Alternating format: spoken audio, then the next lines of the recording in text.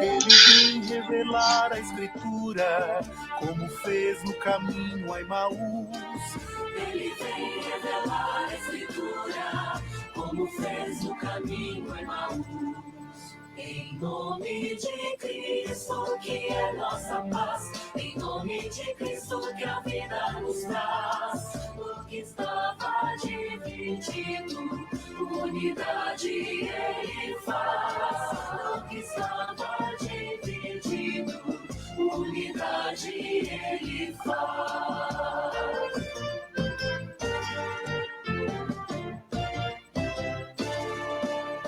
Venham todos vocês, testemunhas, construamos a plena unidade, no diálogo comprometido, com a paz e a fraternidade. No diálogo comprometido, com a paz e a fraternidade. Em nome de Cristo, que é nossa paz, em nome de Cristo, que a vida nos traz. Do que estava dividido, unidade ele faz. Do que estava dividido, unidade ele faz.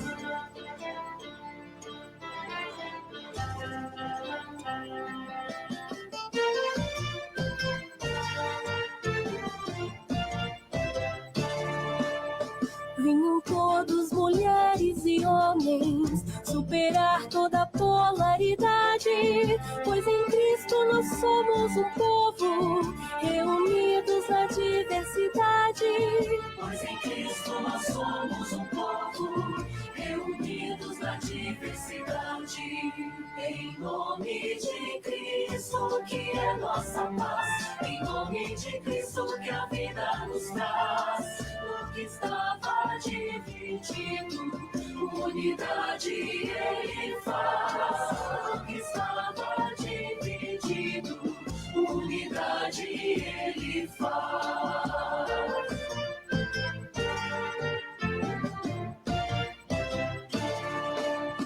Venham jovens, idosos, crianças, e vivamos o amor, compromisso, na partilha, no dom da esperança, e na fé que se torna serviço. Na partilha, no dom da esperança, e na fé que se torna serviço. Em nome de Cristo, que é nossa paz, em nome de Cristo, que a vida nos traz. O que estava dividido, unidade ele faz. O que estava dividido, unidade ele faz. Em nome de Cristo, que é nossa paz, em nome de Cristo, que a vida nos traz. Do que estava dividido, unidade ele faz. Do que estava dividido, unidade ele faz.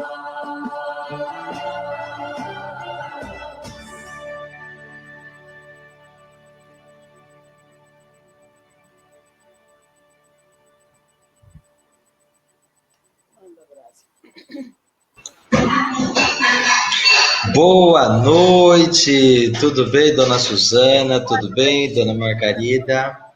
Tá saindo. Boa noite a todos os nossos participantes, né? Já dou uma saudação especial aí, Moisés, que está aí com a gente também, né? Temos o pessoal que está se aproximando, chegando também. É mais uma terceira noite do nosso estudo, né, com esse aprofundamento, com essa grande atuação, né, contando aí com o brilhantismo, né, das nossas amigas da Comissão Regional Justiça e Paz, né, dona Suzana Alves da Mota e a dona Margarida Cavalier, né? A gente tem assim já nesse início das nossas atividades também a grata recomendação e, mais do que tudo, também, né, fazemos esse momento. E hoje, que é Dia Internacional da Mulher, a gente sabe que não é apenas um dia, infelizmente, hoje eu estava dando aula e abusei na expressão, mas com boa intenção, né, de dizer que esse Dia Internacional da Mulher é para os homens, para nos lembrar a importância que nós não damos no cotidiano, né? Não digo a importância de um calendário, mas assim, lembrar quão é necessário participar da luta por igualdade, né? Quando a gente lembra uma data, né? Na verdade, que acontece numa referência a um dia trágico, né? Do incêndio de uma fábrica, né? Acho que o ano é 1911, se eu não me engano, né? Não é tão distante, inclusive tem mais de 100 anos, é claro, mas ainda no século XX, e a gente lembra esse crescimento, né? Ainda hoje lia em alguns noticiários um aumento gigante da violência doméstica em relação, ou seja, né?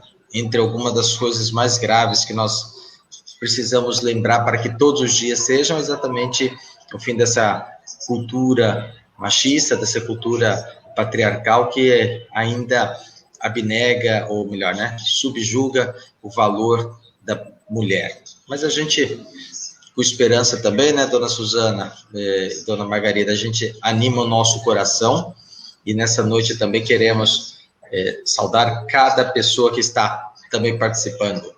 Então, vocês que estão aí com a gente, né? Hoje estamos aqui para essa terceira noite. Nosso tema de hoje é doutrina social da igreja, não é verdade, dona Suzana? É isso.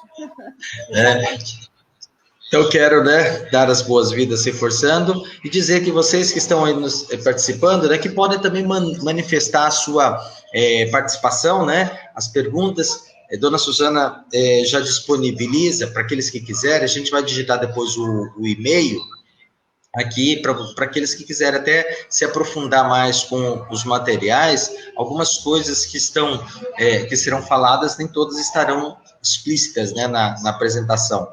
Então, depois, se quiserem também se aprofundar, é importante, né, e solicite pelo e-mail que nós vamos enviando, tá bom? Então, gostaria de passar a palavra, então, para a dona Suzana, né, que nós somos britânicos no tempo, né, dona Suzana? Por aí, mais ou menos. Obrigada pela presença da Margarida, que eu sei que ela está um pouco amolada, está com muita dor, mas vamos oferecer esse encontro para que Deus acolha essa dor e transforme em alegria, para que na próxima semana ela possa estar totalmente em forma para nos ajudar aqui. Hoje ela vai ficar só na gandula mesmo, né, Margarida? Bom, boa noite a todos. Eu quero colocar mais uma vez esse nosso encontro nas mãos de Deus, de Nossa Senhora, e sob a proteção de São José, que é o patrono da igreja, no ano dele. E uma coisa que me deixou muito, assim, ver como tem coisas que a gente não deve dizer que é coincidência, mas quando eu peguei esse livro aqui, ó, que é o Compêndio da Doutrina Social da Igreja, eu vi que quando o documento foi lançado, foi colocado nas mãos de São José também, no patrono da Igreja Universal. Foi no dia 2 de abril de 2004 que foi lançado o livro, e foi pedida a intercessão de São José para que todos pudessem ter acesso a essa riqueza que é a doutrina social da Igreja. Então, vocês vão pensar assim, bom, mas até agora a gente falou nas diretrizes, mas se vocês estão bem lembrados, nós falamos que tem um artigo das diretrizes, o 179, que encoraja todos os leigos a se empenharem na divulgação da doutrina social da Igreja, nos problemas, se engajarem em todas essas realidades que a doutrina social da Igreja abrange. E vocês, à medida que eu vou apresentando, vocês vão ver que riqueza, que maravilha que é isso, que está a nosso alcance, que cada um pode consultar. Quem não quer comprar o livro, tem na internet, no site do Vaticano. Quase todas as citações que eu faço aqui são fruto dessa pesquisa nos livros que eu tenho e naqueles que eu não tenho, mas que estão na internet. Coisas bem novas até. Vou mencionar depois. Então, vamos começar? O que é a doutrina social da Igreja? Essa é a primeira pergunta. Então, o nosso tempo de hoje vai ficar dividido nessas 5 questões. O que é a doutrina social da Igreja? Quais são os fundamentos da doutrina social da Igreja? Qual é 4 só, porque eu vi o 5 ali no histórico, o desenvolvimento histórico é 1, então, e as questões atuais. Então, esses 4 pontos nós vamos desenvolver e a cada momento vamos passando os aprofundamentos. Então, a primeira pergunta é isso: o que é a doutrina social da Igreja? E o Papa João XXIII, que foi quem abriu o Concílio Vaticano II, ainda antes do concílio, ele escreveu uma encíclica social que se chama Mater et Magistra, Mãe e Mestre. A Igreja é mãe e mestre. Então, em 1961, o Papa João XXIII disse isso que está escrito aí: desejamos intensamente que se estude cada vez mais esta doutrina, a doutrina social da Igreja, que se divulgue também por todos os meios modernos de difusão e se leve à prática.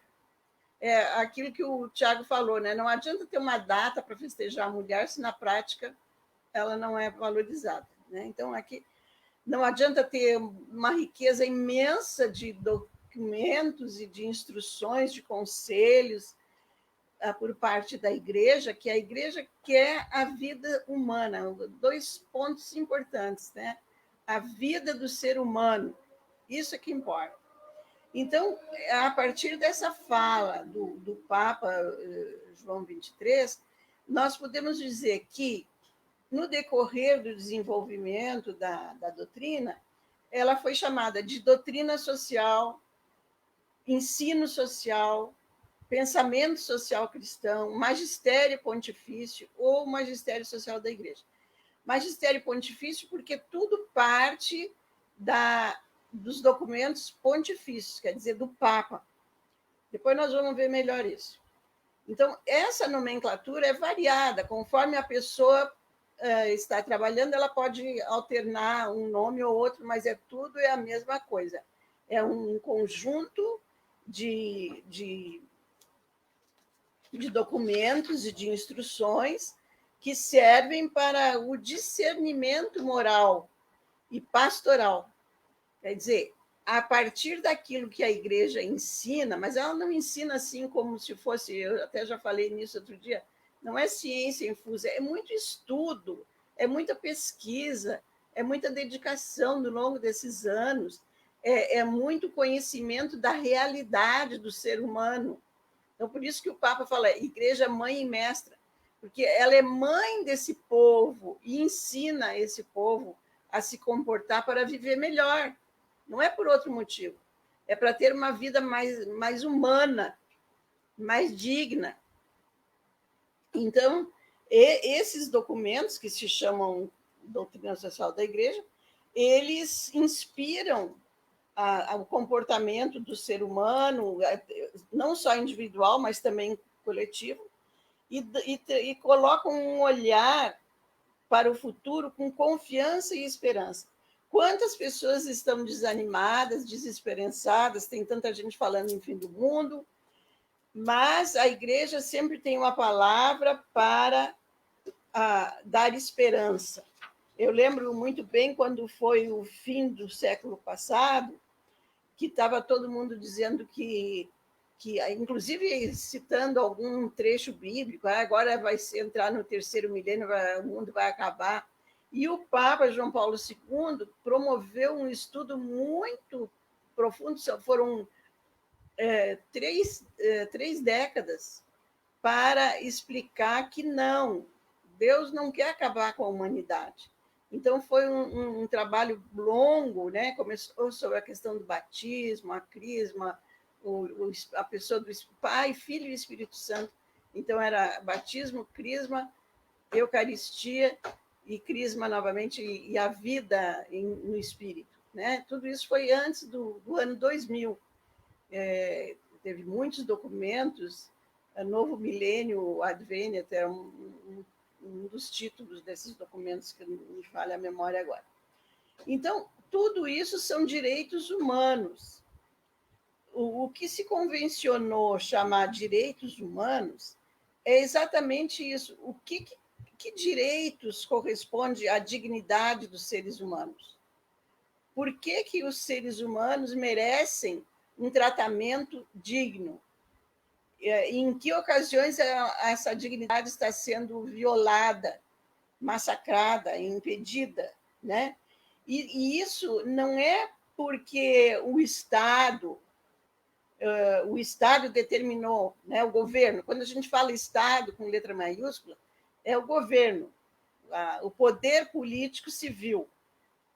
Então, esse compêndio, essa doutrina, é para o universo, é para todo o planeta, para todo mundo, independentemente de religião, de raça, de cor, de nacionalidade, de cidadania. Nada disso é fundamental. O fundamental é a pessoa humana, criada por Deus. Vamos ver mais um pouquinho depois. Então, que vai se aperfeiçoando. Então, não é decisão do governo, do poder político. É um direito que existe pelo simples fato da pessoa ser viva, da pessoa ter sido criada por Deus. Criada, e depois Deus é grandioso. Quanto mais eu estudo, mais eu vejo assim que as pessoas não sabem quem é Deus.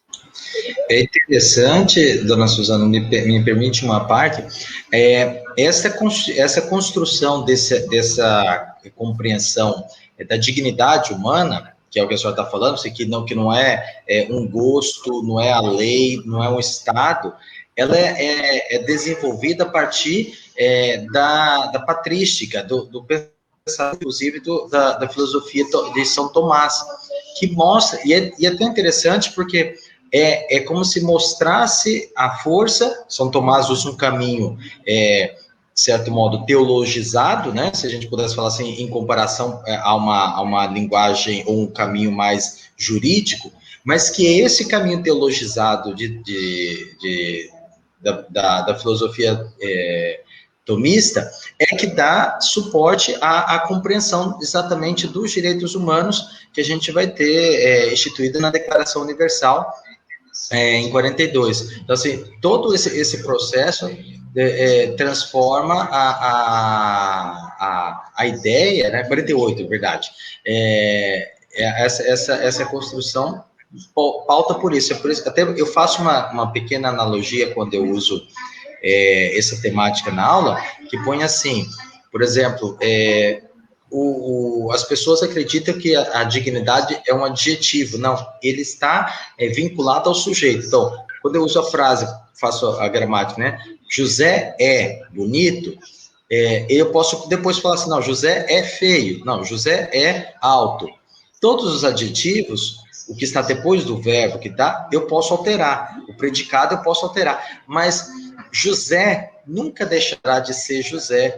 O sujeito não muda na gramática, é isso, e também na dignidade humana. Eu faço essa analogia para dizer, o José pode ser assassino, o José pode ser bandido, o José pode ser uma pessoa sem mentalidade, sem controle de mentalidade da cognitiva, tá, assim, mas todos esses atributos são adjetivos se comparados à essência do José. Ótimo, nós vamos chegar logo aí. Né? Porque logo, sem ser no próximo, já pulamos o próximo slide, quando diz fundamentos bíblicos e antropológicos. Então, a gente viu que realmente a doutrina social da igreja é isso, é um subsídio para que o ser humano possa revelar sua dignidade plenamente no comportamento.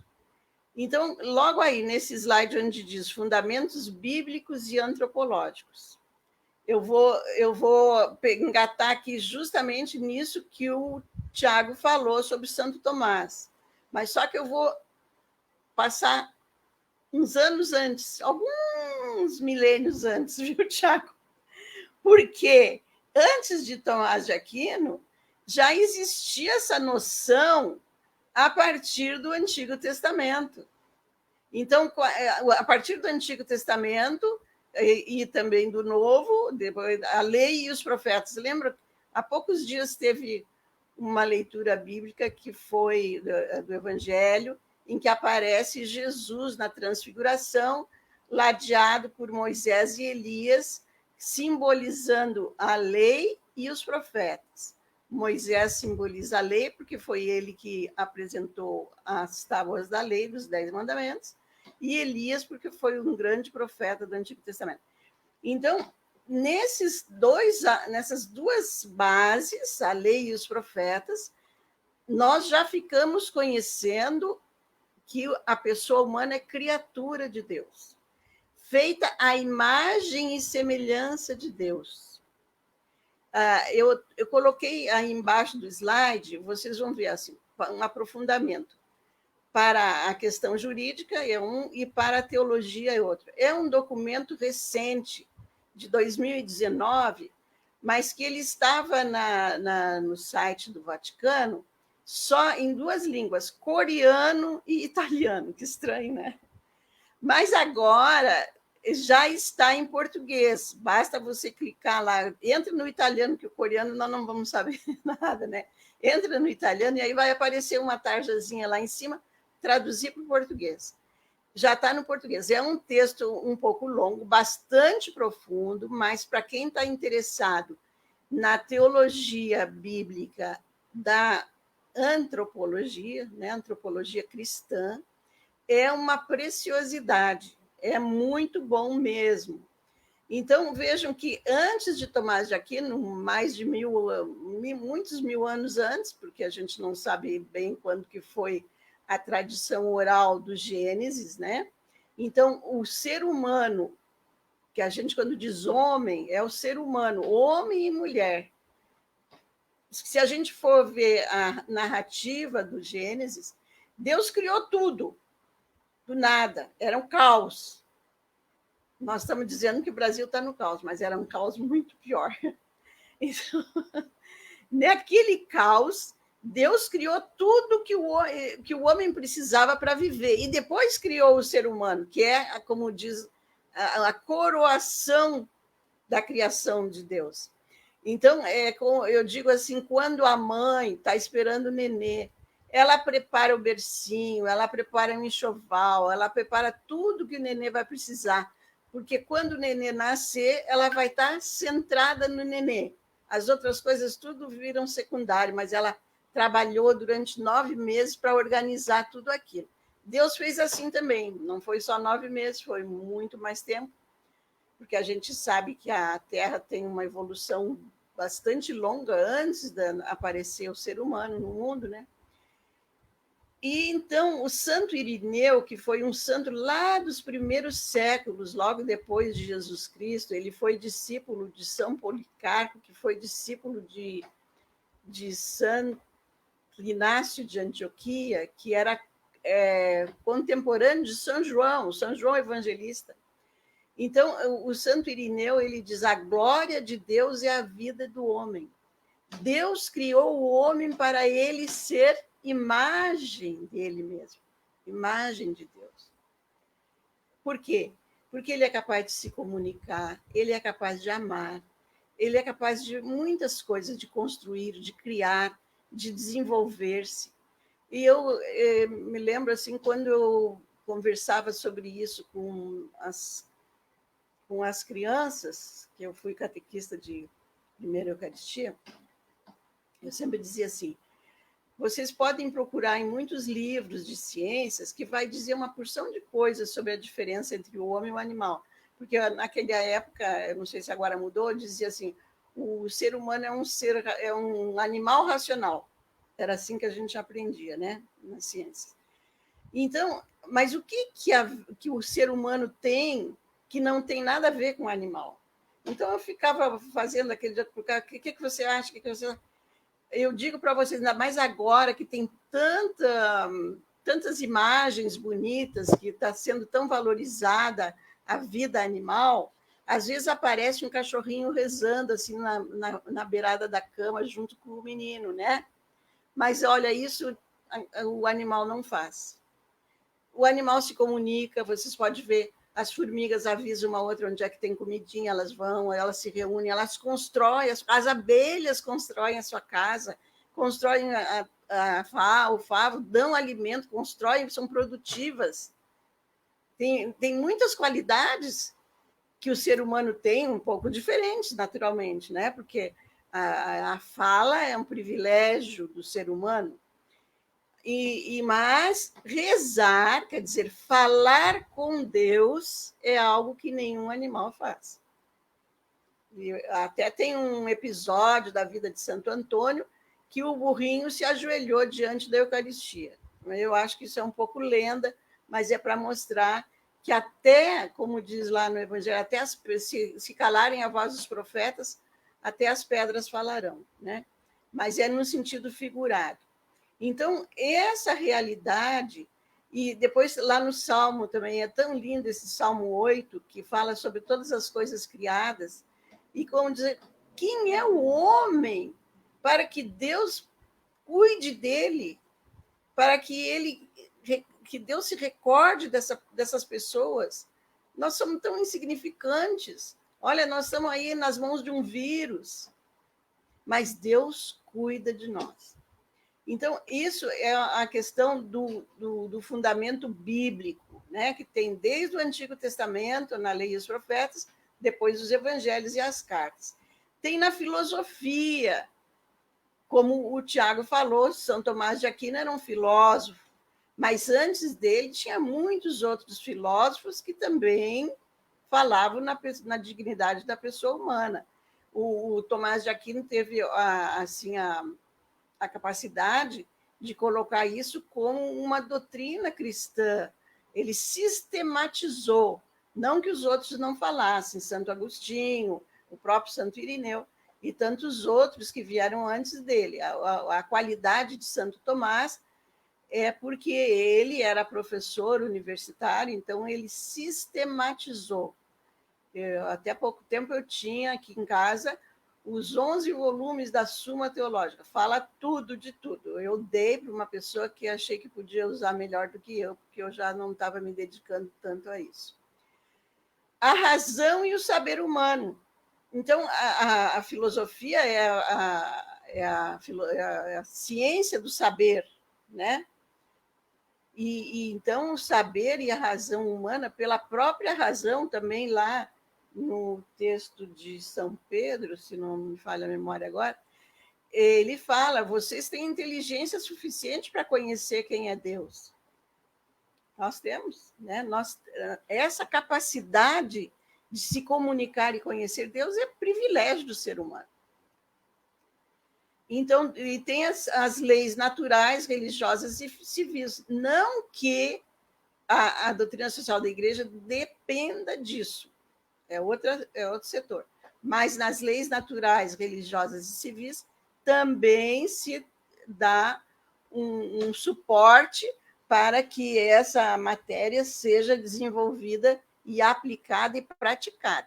Então, eu coloquei ali que quem quer aprofundar um estudo na questão da história da legislação brasileira, quando que começou a defesa dos direitos humanos aqui no Brasil, tem um texto muito bom do César Carbonari, que está na internet, só procura pelo nome dele, ele tem livros publicados também, mas ali é mais fácil. E tem o homem, que coisa é o homem, porque é traduzido do italiano, em português a gente não diria isso, mas cos'è l'uomo. Cos'è quer dizer, o que é? O que é o homem, né? Não, mas eles traduziram por que coisa é o homem. Não gostei muito da tradução, mas dá para entender. Então, vejam quanta riqueza nós temos aí. Aí vamos entrando mais na questão histórica, a partir do século XIX, que quando a igreja começou a dar a sua visão a respeito da dignidade humana em termos modernos, né? Então, se vocês já viram, eu gosto muito do Carlitos, Charlie Chaplin, ele tem um filme que chama Tempos Modernos, vale a pena ver, porque ali mostra a que ponto chega a exploração humana, né? O sofrimento daquele operário e tudo mais. Foi nessa época, quer dizer, não na época do Carlitos, mas essa época que o Carlitos retrata nesse Tempos Modernos, é a época em que foi escrita a primeira encíclica considerada encíclica social. A gente tem os profetas, eu até anotei, se vocês quiserem olhar, Amós, Jeremias, Isaías, todos eles têm uma palavra sobre a dignidade humana, a justiça, a paz, os direitos do órfão, da viúva, dos mais desprotegidos. Então, nessas questões sociais, é que foi ficando claro que a igreja se preocupa com essa felicidade do ser humano, né? Porque se a pessoa está infeliz, ela vai prejudicar não só a si, mas também os outros, e vai acabar com a paz na sociedade. Se não houver justiça social, nós não vamos ter paz. Eu já falei isso, tem o lema que eu usei, né? O trabalho da justiça e a paz, o fruto da justiça e a paz, quer dizer a mesma coisa, depende muito da tradução, porque vem da frase em latim, como são escritos todos os documentos pontifícios, lá do Pio XII ainda. Então, há uma relação muito grande entre o ensino social da igreja, ou a doutrina social da igreja, e a defesa do ser humano. Quando a gente diz ensino, parece que é mais abrangente, porque, por exemplo, esse documento que a gente viu das diretrizes gerais da ação evangelizadora também é um ensino que leva ao conhecimento da doutrina social da igreja, mas não é a doutrina, porque a doutrina é sempre relacionada ao magistério pontifício, que determina tudo que vem para trás, né? Pela frente, digamos. Então, veja que a justiça social é o ponto forte da doutrina social da igreja. Há uma estreita ligação. O Papa João Paulo II, nas centésimos anos, vejo que sempre é abreviado com as duas primeiras letras do texto, das duas primeiras letras das duas primeiras palavras do texto em latim. Então, CA é centésimos anos. Vejam que aquele documento do Papa Leão XIII, em 1891, é tão significativo que depois nós vamos ver no quadro das encíclicas, a cada ano 91, ou terminado em 1, começou em 91, depois em 31, 40º ano, 51, 61, e assim por diante, sempre tem uma encíclica social. E o Papa João Paulo II, em 61, que mostrou isso. Ó. Foi o jugo quase servil no começo da sociedade industrial, porque eu já falei isso também, né? Só queriam lucro, e aí botavam criança a trabalhar em fábricas e tinturarias e coisas onde o ambiente era extremamente insalubre, e homens, mulheres, olha, era muito... Tem um filme que eu gosto de recomendar, se vocês puderem localizar. Eu vi ainda no tempo do videocassete, mas eu acredito que hoje deve ter em outros meios mais modernos. Chama Daens, Um Grito de Justiça. Daens, já viu, Thiago? Esse filme? Vale a pena. Daens é o nome de um bispo na Europa, agora não estou bem lembrado, acho que era na Suíça. Ele fez um grito de justiça. O filme conta a história dele e mostra a realidade das pessoas, a realidade da opressão dos trabalhadores, as más condições de trabalho, de vida, em todos os sentidos. Não é só assim porque trabalhavam 16 horas por dia. Era muito mais que isso. Trabalhavam 16 horas por dia, dia e noite, sem interrupção. Eles tinham aquela convivência totalmente sem privacidade, totalmente sem privacidade. Se alguém vir o filme, por favor, depois comente comigo e veja se aquilo ali não é para converter todas as pessoas a não serem injustos. Eu fiquei muito impressionada. Então, a Igreja tem permanecido fiel a esse compromisso nos passados 100 anos, quer dizer, quase 100 anos, quando o Papa escreveu, né? Esse centésimos anos. Então, aqui um texto que é conforme o compêndio, mas eu não coloquei aqui o número do compêndio, porque eu faço uma leitura ampla, e aí eu reúno e faço uma redação minha mesmo, reunindo uma porção de coisas que tem lá. Não está escrito desse jeito, mas se você pegar cada frase, está lá. A Igreja, a quem Cristo confiou a missão de anunciar e comunicar a salvação, que ele chama de Reino de Deus, como mãe e mestra, novamente, guiada pelo Espírito Santo e com a autoridade que lhe foi confiada por Cristo, anuncia os princípios morais evangélicos dentro da ordem social, tendo por princípio básico o decálogo, que é chamada lei natural, porque o decálogo foi uma lei natural do tempo que não existia Jesus Cristo. Era um povo nômade que estava lá, escravo no deserto, no Egito, e depois foi formando diversos núcleos culturais. Então, dentro da ordem, tendo por princípio básico o decálogo e o transmite por catequese ou pregação, através de documentos, cartas, encíclicas, exortações, declarações, pronunciamentos. Vejam que é uma série de diferentes textos, né, publicações, que compõem a doutrina social e que são elaborados com auxílio de teólogos e doutores da Igreja. Olha, eu quero dizer assim para vocês que isso que a gente está falando tem uma importância tão grande, porque para a gente entender em profundidade, precisaria fazer um curso de eclesiologia, de antropologia, em primeiro lugar, depois de eclesiologia, depois bíblico, né? É muita profundidade, tem muitos temas aí.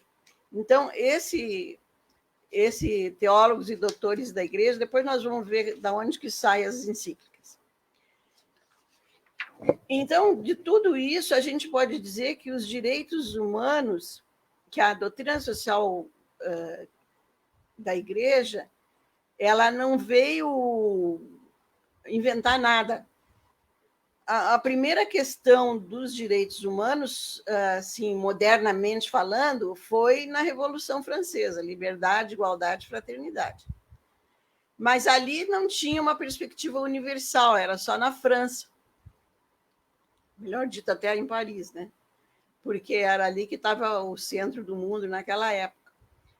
E era um rei absolutista, e aquilo lá estava sendo um momento de grande opressão para o povo. Então, na Revolução Francesa, já começou a se tratar dos direitos humanos, se refletir filosoficamente, independente de religião. Olha que Santo Tomás já tinha pensado nisso 500 anos antes, ou 600, mais ou menos, né? Mas o ser humano, com a sua razão e a sua filosofia e a sua sociologia, começaram a refletir isso a partir da Revolução Francesa. Mas o ponto alto de tudo isso foi a Declaração dos Direitos Humanos, em 1948, que o Tiago falou. Então, depois da Declaração dos Direitos Humanos, por que houve a Declaração dos Direitos Humanos? Porque o mundo inteiro, as lideranças, perceberam que a Segunda Guerra Mundial tinha sido uma tragédia humana, né? Não só em relação aos judeus, mas também a outros grupos, né? Nossa, se a gente for pensar toda a maldade que foi feita naqueles campos de concentração, não só com os judeus católicos, São Maximiliano Maria Kolbe foi vítima daqueles campos de concentração, morreu lá, foi martirizado lá. Então, era judeus, católicos, ciganos, homossexuais, doentes mentais, todas as pessoas fragilizadas eram mortas por um governo totalitário, autoritário e monstruoso, não tem outra palavra, né? E também é interessante porque, de certo modo, a declaração ela também imprime um novo caráter em relação a direitos, né? Porque ela vincula, não como obrigatoriedade, a gente só tem direito se tem dever, mas ela vincula, inclusive cria um novo espaço de reflexão sobre isso, né? Dentro do mundo. Quando a gente faz, por exemplo, conhece, por exemplo, o próprio papel da então, mesmo que titular lá, né, a Roosevelt, que é a esposa do presidente, que é ela que recebe a incumbência de liderar, e vai costurando exatamente esses passos, né, diante da destreza diplomática, mas também de uma visão ética e moral, né, de certo aspecto, também com alguns elementos da moral, até culminar nessa Declaração Universal, que é realmente assim, uma nova representação para o pensamento jurídico, o pensamento dessa dignidade humana e também das ações estatais, né, se a gente pode assim dizer. Né? Sim, porque envolveu, na época, foram 48 países que assinaram, né, esse documento, inclusive o Brasil. Mas não vamos nos iludir, achar que nós estávamos muito adiantados, porque assinaram isso em 1948, mas para pôr em prática demorou muitos anos. Não foi de imediato, não. Atualmente, são 193 países que se comprometem com essa assinatura e defendem que aqueles termos devam ser adotados nas suas próprias legislações. Você sabe que, na verdade, não é isso. Então, esse documento das Nações Unidas, as Nações Unidas está muito desprestigiada, porque tem grande envolvimento dos países dominadores, né, que têm direito a veto. Não vamos entrar nisso, porque é outra questão, é outro curso. Então, o que teve de mérito é que reconheceu a dignidade da pessoa humana, de toda a pessoa humana, decorrente de alguns direitos inalienáveis. O que são direitos inalienáveis? Eu não posso vender a minha liberdade, a justiça e a paz. Eu não posso dar para outro. Isso é pessoal, de cada um, de todos. De cada um. Tem o direito a ser livre, de receber e dar justiça e de ser uma pessoa de paz, promover a paz. Então, essa declaração, que se chama universal, abarca todas as pessoas, independente de raça, sexo, nacionalidade, etc. A partir, então, ela tem, não lembro agora, acho que 30 artigos, não estou bem lembrada. A cabeça falha, às vezes. Eu não anotei, aí não estou lembrada mesmo. Então, esses 30 e poucos artigos, eles foram sendo acrescidos de outros pontos também importantes, assim como a pastoral. Lembra quando eu falei nas diretrizes gerais que a pastoral acompanha as mudanças históricas da sociedade? Então, a ONU ela também tem essa preocupação e vai acompanhando, vai criando tratados, acordos específicos, né? A partir daquele tratado principal, que é a Declaração dos Direitos Humanos de 48, ela começa a tratar de direitos específicos, sobre genocídio, feminicídio, infanticídio, pessoas com deficiência, o direito à educação, assim por diante. Então, são diversos tratados que foram sendo agregados. E cada país que aceita participar daquele tratado, que assina aquele tratado, se compromete.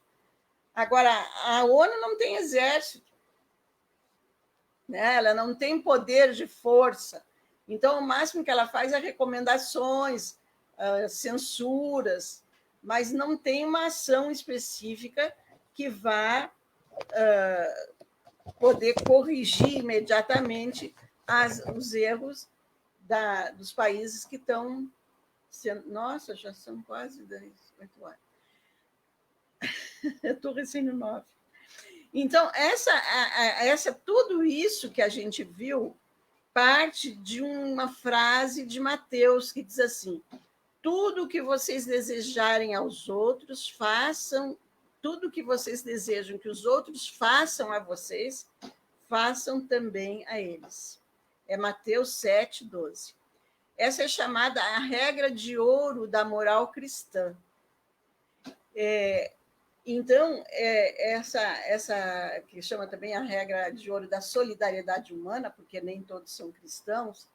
Então, vejam que isso é um ponto que chama bastante atenção lá em Gaudium et Spes, em 40, mas que ela não é privilégio da Igreja Católica. Se vocês verem o próximo slide, vai mostrar que essa regra de ouro ela não é exclusiva da religião católica, porque está lá em Mateus. Então, da religião católica e das outras religiões cristãs. Mas ela também está presente em todas as outras grandes religiões anteriores a Jesus Cristo. Então, o brahmanismo, o budismo, isso vocês vão ver num texto que vai ser colocado pelo Tiago no Face, que explica bem lá qual é a frase, mas o resumo da frase, a tradução em geral, é a mesma coisa. Não faça ao outro aquilo que... Tem até o... Agora não tem mais, mas antigamente tinha muito para-choque de caminhão com essas frases assim marcantes. Então, não faças aos outros, quer dizer, não me ultrapasse, porque você não quer que te ultrapassem também, né? Não faças a outro o que não quer que te façam. Então, essa frase ela está no brahmanismo, no budismo, no confucionismo, no taoísmo, no judaísmo, que é de onde veio o cristianismo, né? Então, por isso que lá nos profetas tem isso também. No cristianismo, porque está em Mateus, então todas as religiões cristãs elas têm a Bíblia, o Novo Testamento, como livro de fonte, né? E no islamismo também, que já é um posterior ao cristianismo. Então, nesse gráfico, vocês vão ver como a igreja cristã, a religião cristã, com todas as igrejas que pertencem a essa denominação, que está aqui nesse roxinho, elas são... atualmente, aqui essas indicações aqui são de bilhões de pessoas, tá? mas bilhões de adeptos. Isso foi em 2015. Mas tem já uma atualização em porcentagem. Então, aqui mais ou menos dá para ver. O cristianismo são 31%, mais ou menos, de pessoas. O islamismo, que veio bem depois, já são 24,1%. Aqueles sem religião, olha só como tem gente sem religião. Já é... Não me lembro aqui, não anotei. Aqui depois tem outras religiões, tem os judeus, que foi a religião originária, aquela, como chama, as religiões abraâmicas, né? É 0,18%. Mas eles também estão espalhados pelo mundo todo. Os cristãos também estão espalhados pelos 5 continentes. O islamismo, 24%, os hinduístas, 15%, e os budistas, 6,9%, 7%, digamos, né? Então, aqui no Brasil, nós temos, pelo censo de 2010, porque depois não houve outro, os cristãos são 86,8%. É bastante, mas está dividida, por isso que a campanha da fraternidade está pedindo a unidade, porque são muitos, mas estão divididos em confissões diferentes. E Jesus disse: Pai, que todos sejam um, como eu e tu somos um. Então, o fundamento do ecumenismo é esse desejo de Jesus de fazer todos um, fazer todos fiéis de Jesus. E o que não aparece aqui nesse gráfico é que os espíritas são um número numeroso, aqui, um número forte, grande, aqui no Brasil, com 2%. Quer dizer, é mais do que os judeus no mundo inteiro, né? E sem religião tem muito também, 8%, que se dizem sem religião. Então, depois vocês vão ver, tem um texto lá especificando todas essas condições aí. Quantos minutos ainda tem, Tiago? 5? 10? Depois a gente pode descontar a introdução, então temos uns 10 minutos a mais ainda. 12 minutos exatos. Tá bom, obrigada. Então, vou correr agora. Então, agora, o próximo slide fala nos princípios da doutrina social da Igreja. O principal deles é a centralidade da dignidade da pessoa humana. A partir daí vem todo o resto. Vejam que a questão do desenvolvimento integral da pessoa, que está tão falado agora com o Papa Francisco, ele já era falado em outros documentos anteriores. Agora foi dado maior ênfase. Mas o outro ponto-chave também é a busca do bem comum, porque onde tiver um sofrendo, todo o corpo sofre. Imagina se você... Eu sei que minha filha uma vez quebrou o dedinho do pé lá e doía o corpo todo. Era só o dedinho que estava doendo. Mas, ou mesmo, se você está com dor de dente. Eu, que sou ruim de dente. Está doendo o dente, mas dói tudo. A pessoa fica inutilizada, às vezes, por causa de uma dor de dente. Então, quando na sociedade tem uma pessoa ferida, toda a sociedade sofre, ou deveria se sentir sofrida, né? Outro princípio, critica todo tipo de ideologia materialista. Sempre, toda a referência da dignidade humana é a pessoa de Deus. Sem Deus não existe dignidade humana. E esse é o grande perigo da sociedade moderna, né? De se afastar de Deus. Outro ponto, o primado do trabalho sobre o capital. Vejam o filme dos Carlitos, para me dizer se não é verdade. Tecnologia como um instrumento a serviço do homem e do bem comum. Não, o Tiago falou no primeiro dia do nosso encontro. O papel do Estado, também falamos isso, porque uma das características do mundo, da sociedade moderna, é uma diminuição da função do Estado. Isso prejudica a sociedade. O direito, não que precise ser dominador, mas isso aí também já é outra questão que nós não vamos tratar hoje, porque não vai dar tempo. o direito de organização dos trabalhadores. Olha, até 1931, a igreja não aceitava a organização dos trabalhadores, dos sindicatos. A partir de 1931 é que foi a encíclica, acho que foi do Bento XIV, agora depois a gente vê, que permitiu essa organização, considerou produtiva, proveitosa, valiosa essa participação. O direito à propriedade privada com correto uso, quer dizer, aquela pessoa que usufrui de sua propriedade para prejuízo dos outros, sem pensar no bem comum, ela não está exercendo um direito de propriedade, ela está abusando do seu direito, porque está tirando o direito de outros. E aí a evangelização enculturada. Lembro que também eu falei que o tempo que se obrigava as pessoas a serem batizadas já passou. A gente precisa ver, enculturar o evangelho, levar o evangelho naquela cultura. Se a pessoa não conhece Jesus, não adianta ser batizado. E também não adianta ser batizado se ela não segue. Veja que agora vai chegar o tempo da Páscoa, nós estamos nos adiantando um pouco, mas a gente sempre faz no dia da Páscoa, na vigília pascal, a renovação das promessas do batismo. Porque, às vezes, a gente promete no batismo uma porção de coisas e depois não cumpre. Então, por isso, a gente precisa ficar repetindo essa promessa todo ano, para não esquecer nunca daquilo que nós prometemos. Então, não adianta você dizer que é católico batizado, mas se você não cumpre aquilo que prometeu, está rompendo com a aliança. Deus faz constantemente aliança conosco. Até quando a gente chuta Deus para fora da nossa vida, ele vai lá e nos busca, através de outras pessoas, ou de experiências que conduzem a Deus.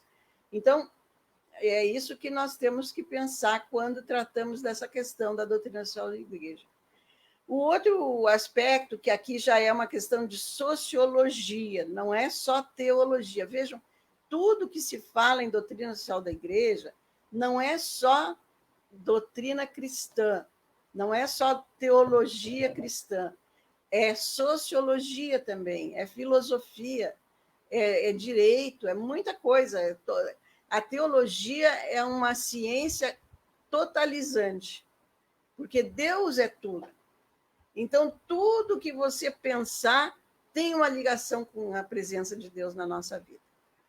Então, vejam, aí no seguinte, vai dizer os princípios da vida social. Toda sociedade segue a determinados princípios, principalmente solidariedade, o bem comum, a subsidiariedade, a participação. Talvez a gente consiga ver mais tarde o que é isso de subsidiariedade, é uma coisa muito importante, principalmente para as famílias que querem educar seus filhos. A subsidiariedade é um princípio em que um poder maior não pode se colocar no lugar do poder menor. A família é a célula máter da sociedade, é a pequena célula, a menor. Então, o Estado não pode querer educar os filhos se a família pode fazer isso. Isso é muito grave, porque hoje em dia não está mais prevalecendo isso, não.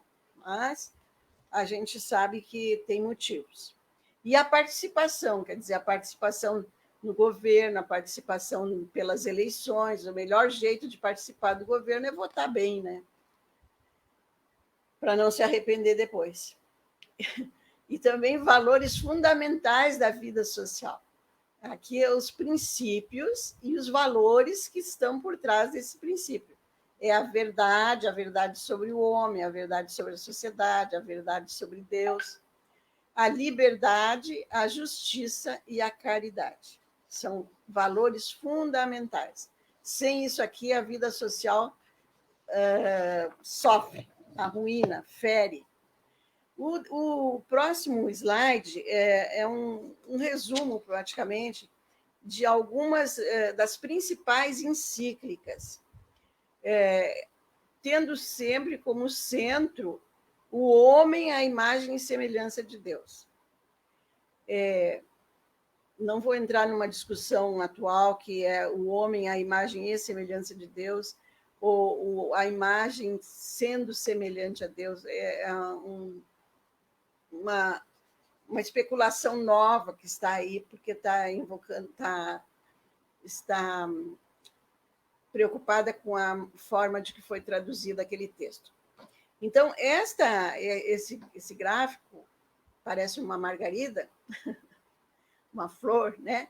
O centro é o homem, imagem e semelhança de Deus. Se a gente tirar esse centro, a flor despenca, desaparece, as pétalas caem por si, né? Então, eu vou começar aqui pela família.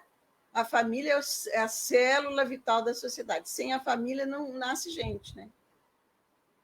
Família no sentido, não só no sentido jurídico, religioso, mas a família no sentido natural. Um pai e uma mãe que têm filhos. Essa é a família. O texto foi Familiares Consórcios, do Papa João Paulo II. Aí, claro que aqui ele está falando para católicos, mas muito do que ele diz se aplica hoje em dia para outras formas de vida familiar que não eram conhecidas naquela época, pelo menos não eram aceitas. O matrimônio como fundamento da família, porque é aí que entra Deus na família, né? Amores Letícia já é Francisco, Papa Francisco, bem novinho. Depois o trabalho, Labora em Exército de João Paulo II, em 1981, olha lá, 90 anos depois de Leão XIII, que foi 1891, o Papa escreve outra, sempre em comemoração. Então, o ponto principal da encíclica de Leão XIII era o trabalho. Aí o Papa João Paulo II vem com uma nova versão, uma releitura daquele texto, que é exercendo o trabalho.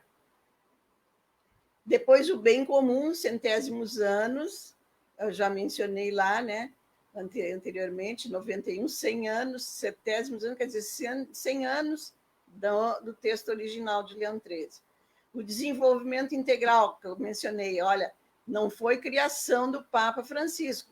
Já em 67, o Papa Paulo VI mencionou a questão do desenvolvimento integral. Não basta a pessoa ser pós-doutor em qualquer coisa, mas se ele é um analfabeto social, digamos assim, um analfabeto em convivência humana. E depois a centralidade da pessoa humana, Gaudium et Spes, é daqui que surge essa questão da centralidade, e a opção preferencial pelos pobres, que está no documento de Aparecida. Mais também um gráfico para a gente poder ver, visualmente, ter uma visão assim, de como que a coisa funciona. O centro aqui dessa célula é a verdade sobre o homem. Quem é o homem? Então, aí é um dado antropológico, teológico-antropológico. E o que vem em relação a isso?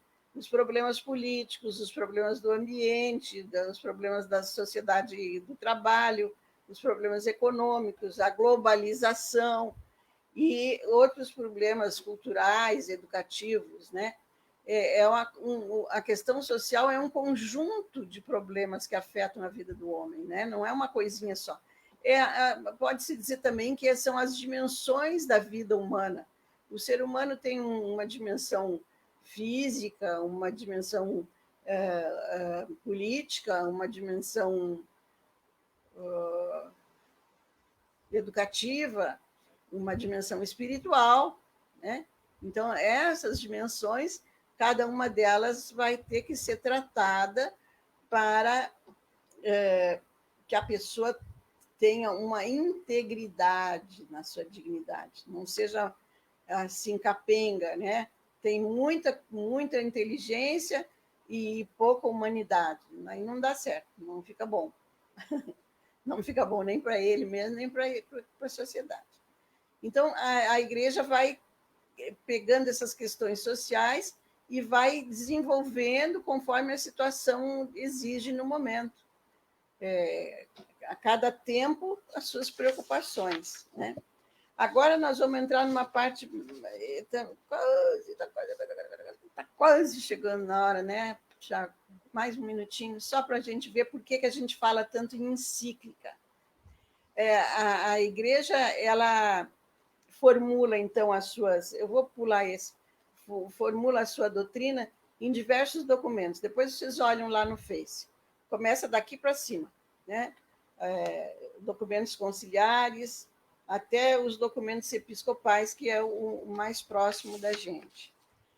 Então, essas análises, até chegar a escrever uma encíclica, vamos passar um pouquinho. Eu lembro que eu já falei isso aqui sobre a questão dos homens de boa vontade. Isso é uma coisa muito interessante.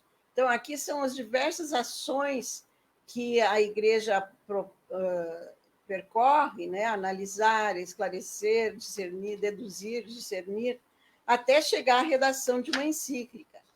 Então, a encíclica se chama encíclica porque é uma carta circular, vem de uma palavra grega. Então, isso tudo envolve muita gente. Aqui, vocês talvez não saibam, porque isso não é uma coisa muito comum, mas lá no Vaticano existem academias pontifícias e também conselhos pontifícios para diversos setores. Então, a academia, vou me ficar só nessa aqui, a Academia Pontifícia das Ciências e a Academia Pontifícia das Ciências Sociais são núcleos de estudo, são reuniões, né, secretarias, junto diversas pessoas, que não são só católicos, são convidadas pessoas de outras religiões, mas são especialistas nessas áreas. Então, todos eles são ouvidos e eles dão informações para o Papa e os seus mais próximos poderem redigir as encíclicas. A coisa nunca sai assim de improviso. Luiz Gonçalo, seja bem-vindo, Luiz Gonçalo. Eu estou falando mais para leigos, mas os padres também podem aproveitar alguma coisa. A senhora é padre, é diácono, não sei. Isso tudo são... Vocês podem entrar lá no site do Vaticano e ver todas as comissões e outros grupos que tem para estudo dessas matérias mais humanas, né? Promoção da unidade dos cristãos, é um conselho pontifício que reúne diversas denominações cristãs e outros também para o interreligioso, aí reúne pessoas... falando do Santo Irineu. Quem é o Irineu? É teu marido, ou Olga? Então, aí vem as características das encíclicas. Não são pronunciamentos particulares comparáveis aos estudos de um renomado cientista. Pode falar sobre a questão do aborto, mas quando a Igreja fala da questão do aborto, a visão é mais ampla. Não vai falar só do aspecto físico, médico ou científico da questão do aborto. Vai falar também sobre a noção da dignidade humana quando atinge o feto, né? Então, não são... A fala do Papa nessas encíclicas, ela abrange muito mais do que isso.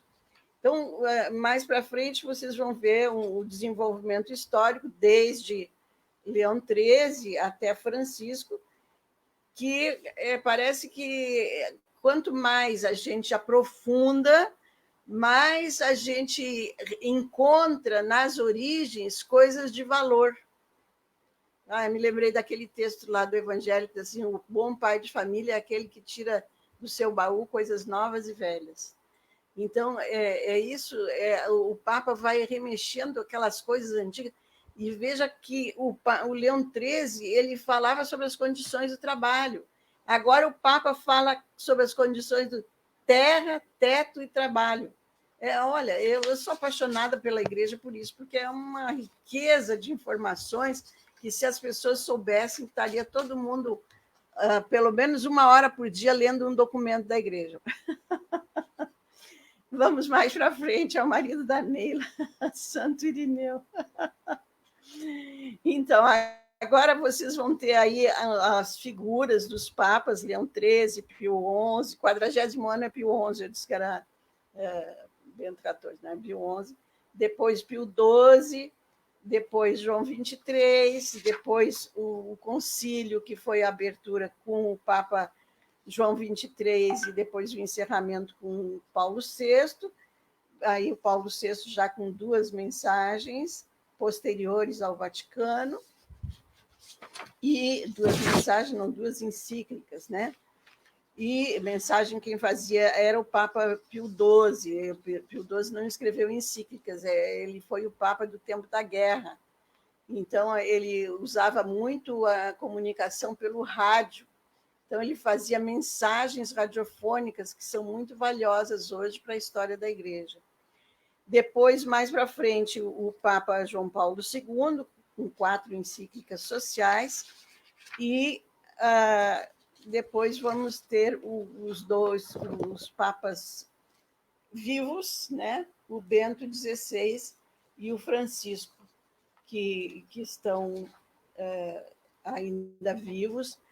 O Bento não escreve mais encíclicas, porque ele é emérito, mas esse documento Caritas in Veritate, eu já mencionei ele muitas vezes quando apresentamos as diretrizes. Consegui, Tiago. É isso, minha gente. Vamos. Olha, eu não estou fazendo propaganda da igreja por nada, não. Mas é que eu vejo que a igreja é a única instituição que respeita as outras igrejas. E isso é fundamental para a nossa vida em paz, para a nossa harmonia, para a nossa paz. Então, não que precise ser todo mundo católico, eu já falei muitas vezes isso, cada um tem a sua origem, a sua história de vida e aquela sua fé original. Mas eu, como católica, não posso deixar de ver os pontos positivos que a igreja tem para os outros. Pode ser colégios que recebem crianças de todas as religiões, de todas as classes. Quando a igreja começou aqui no Brasil, o que fazia? Tinha asilos, orfanatos, acolhia as crianças, tinha aquela roda, a roda dos indigentes, parece chamar. Roda dos expostos. Roda dos expostos. Quando a mãe não queria o filho, ou a família não queria que a filha solteira tivesse filho, ia e levava lá na roda dos expostos. Então, o que as freiras faziam? Cuidavam daquelas crianças num orfanato. Cuidava bem ou mal, não sei, mas pelo menos preservava a vida. E até hoje a gente tem muitos relatos de pessoas que agradecem por terem sido educadas lá. Então, vamos continuar nessa esperança, nessa confiança. Hoje, o Dia da Mulher, porque se a mulher não tem esperança, ela nem sequer vai querer ter um filho. Não é, Tiago? Então, sejam autênticos filhos de Deus, seja qual for a sua religião. Sintam-se filhos amados de Deus. Isso é importante. Que Deus nos abençoe, importante, né? Que nos proteja. Amém, amém. Isso é muito importante, muito valioso, dona Suzana, a gente perceber que a fé que a gente faz, que a gente vive, ela se encontra também com esses olhares, né? Nós temos muitas tradições, e dentro da nossa igreja em particular, dentro da nossa experiência católica, de que às vezes as pessoas se bastam na sua própria experiência, né? Assim, e a gente vê essa riqueza, né? Quando você vê, por exemplo, achei de muito excelente destaque essa dimensão de que a fé, por exemplo, os documentos da igreja, eles não nascem de um simples olhar, Ele traz exatamente vamos fazer uma menção a uma imagem, né, uma metáfora, assim, um represamento, né? Ele vai agregar ali um grande número. Isso é muito importante, né? Mostra a responsabilidade da igreja, mas também mostra a abertura que se tem a fazer. A gente, quando vê, por exemplo, na história da igreja, o próprio Paulo VI, né, quando ele conversa com pessoas, né, que não são da Igreja Católica, não são os tradicionais, né, para ver os próprios documentos, a própria organização moral da sexualidade que tem nos documentos de contato de Paulo VI, ele faz contato exatamente com médicas, né, com líderes feministas do período, só para ilustrar que é muito importante a gente ver isso, né? O próprio Papa Francisco agora mostrando algumas ações bastante explícitas, né, dessa participação da mulher em algumas pontos estratégicos, né? O próprio Sínodo da Amazônia aqui teve uma boa representação feminina, agora teve uma nomeação que não me lembro de qual setor, né, mas teve de uma teóloga, né? E assim, é importante a gente perceber isso.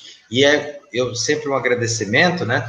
Tendo adiantada da hora, a gente também não vai prolongar, mas é sempre um agradecimento pela essa lucidez, e uma lucidez que a senhora traz de uma vida dedicada a esse conhecimento, né? Talvez, quando a senhora contou dias atrás um pouco da história, de repente a senhora nem pensaria que chegaria a tanto, né, de tanta contribuição e do enriquecimento, que é também um olhar. Eu sempre digo para as pessoas, especialmente os catequistas, não é a graça de Deus que entra por um fio de luz na nossa cabeça, é a inteligência. O fio de luz entra pelos olhos, né, quando a gente fala assim, pela leitura, pelo aprofundamento, os ouvidos, claro, mas são esses sentidos que fomentam a nossa razão, né, que vão, claro, encontrar, né. Eu também faço um breve testemunho. Eu, quando terminei o curso de filosofia e entrei no curso de teologia, eu estava a um passo do ateísmo, né? Eu era seminarista, estava formação, porque eu achava que a compreensão racional me bastava. E eu lembro da primeira aula que eu tive no curso de teologia com o professor Francisco Catão, e ele usou a expressão assim, ó, teologia se faz de joelho. Eu confesso para a senhora que eu ri, não mostrei os dentes por uma questão de respeito, mas eu falei assim, esse padre... E aí eu falo, dos 2 primeiros semestres do curso, as aulas dele semanais me faziam realmente ajoelhar, sabe, assim, de uma maneira profundamente... Eu tive os 2 primeiros semestres do curso de teologia com a presença dele, e depois eu também fiz o curso da Suma Teológica com ele. Então, assim, só para dizer que a teologia, né, a palavra, muitas vezes a gente quer traduzir como a ciência que estuda Deus. E eu achava tão fantástico quando ele fala assim, é falar de Deus, é teólogos. E a gente não fala daquilo que a gente não conhece. Então, a teologia é para nós, né, todos nós, especialmente cristãos, um falar de Deus. E a gente não fala daquilo que a gente não conhece. Então, assim, quero agradecer mais uma etapa dessa noite, dizer que na semana que vem nós temos o fechamento desse ciclo, né, dessa discussão, apresentando também alguns elementos da comissão regional, né, com a participação da Suzana e da Margarida. E a gente também quer formalizar alguns compromissos mais futuros, né? Retomar algumas discussões, os encontros que possam ser pelo menos mensal sobre temas que nos ajudam também. Temos as redes sociais aí que vão contribuir muito para essa proliferação. Então, convide os seus amigos, né? Curta a nossa página aí, tanto do Facebook quanto também no YouTube, né? Está aí colocado no chat aí. E a gente quer agradecer a participação de cada uma e cada um. Dona Suzana, a senhora quer fazer a despedida e oração, talvez a motivação de oração de conclusão dessa noite? Eu não estava pensando nisso, mas quando se falaste que a teologia se faz de joelho, isso também eu ouvi quando eu comecei a estudar teologia. Por que de joelho? Porque é de joelho que a gente fala com Deus. Então, a gente não pode falar de alguém com quem a gente não fala. Não é verdade? porque aí você vai falar uma coisa que você não conhece direito. Então, esse rezar, que é falar com Deus, no nosso dia a dia, eu não sei como que eu posso explicar, mas eu, às vezes, até me surpreendo, porque eu não consigo... Eu aprendi muita coisa quando eu comecei a ser catequista, e uma das coisas é dar valor ao tempo. Nunca fique vadiando, no sentido assim, sem fazer nada. Está sem fazer nada? Reza. Está na fila do banco, hoje em dia não se fica mais na fila, porque não tem, né? Mas está esperando uma condução, o que você está fazendo? Está com a cabeça livre? Não fica matutando, fique rezando, converse com Deus, Ele ouve, mesmo que você não fale. A oração mental é muito importante. Sim. Então, o São Paulo dizia, rezai sempre, estai alegre sempre, rezai sempre. Ora, eles não estavam dizendo bobagem, é a pura verdade. Exato. Coloque a sua vida nas mãos de Deus e, com certeza, Ele vai abençoar você, sua família, sua comunidade e a própria sociedade, porque quando a gente está com Deus, tudo vai bem. Com certeza. E é assim, a gente vê essa mesma força, né? Eu tenho uma educação da base salesiana e via exatamente Dom Bosco, né? Todo o tempo não se reza. Tanto que é a grande deixa para ali na canonização dele, quando se pergunta, mas Dom Bosco era muito ativo, né? Aí fala assim, mas quando, né, o próprio Papa fala, né? Acho que é Pio X ou Pio XI, acho que é Pio XI que fala assim, quando que ele não, quando que ele não rezava? Né? Então, assim, que é a espiritualidade de São Francisco de Sales. É muito importante, né, viver essa experiência. Hoje, nessa nossa live, fomos momentos de oração. Apesar de não parecer, né, esse formalismo, coisa que nós católicos às vezes somos muito formatados, né? Se não rezar o Pai Nosso, uma Ave Maria, a gente não rezou, mas hoje a gente rezou quando a gente fala de Deus e, mais do que tudo, quando esse falar de Deus é um falar com Deus. Então, mais uma vez, Dona Suzana, obrigado, né? E que essa nossa noite, hoje, lembrando o Dia Internacional da Mulher, possa ter a bênção desse Deus todo Pai e Mãe, desse Deus presente na nossa vida, com a intercessão de Maria, né? Ela que nós podemos chamar de auxiliadora, de Aparecida, de Nossa Senhora das Graças, aqui em Corumbá, de Nossa Senhora do Pantanal, que ela também, como mãe que foi, como mulher e como serva também de Deus, nos ensine a viver essa experiência de ser fiel. E eu não posso deixar de que junto de Maria também está o nosso grande patrono, São José. A senhora começou e a gente continua junto com ele. Quero agradecer cada uma que participou, né? Aí um forte abraço aos nossos irmãos, aí temos aí o Padre Luiz Gonçalo, né? O Moisés, né? Todos os nossos amigos e irmãos daqui da Diocese de Corumbá também que participaram, de outras dioceses, né? Tem pessoas lá de Cuiabá, que eu vi, né? Temos aí de Naviraí, do interior, e acho que agora não vou localizar todo mundo, né? Mas que nós sejamos aí todos dotados de uma excelente noite. Temos uma boa noite, um beijo, sempre também esse encontro. Abraços também, né? À distância a gente manda beijos também. Tá joia. Tchau.